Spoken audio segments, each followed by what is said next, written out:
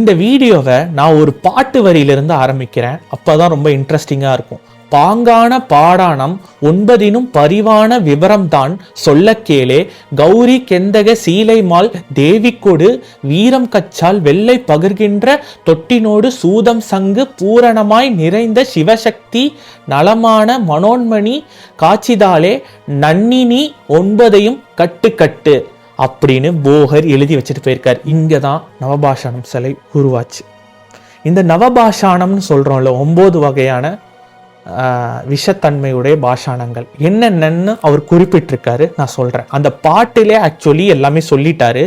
But நான் உங்களுக்கு புரிகிற மாதிரி, எனக்கு புரிஞ்ச மாதிரி நான் உங்களுக்கு சொல்கிறேன், கேளுங்க. கௌரி பாஷானம் ஆர்சனிக் பென்டசல்ஃபேட், கெந்தக பாஷானம் சல்ஃபர், சீலை பாஷானம் ஆர்சனிக் டைசல்ஃபேட், வீர பாஷானம் மெர்க்குரி குளோரைட், வெள்ளை பாஷானம் கச்சான பாஷானம் ஆர்சனிக் ட்ரைஆக்சைடு, தொட்டி பாஷானம் சூத பாஷானம், அப்புறம் கடைசியா சங்கு பாஷானம்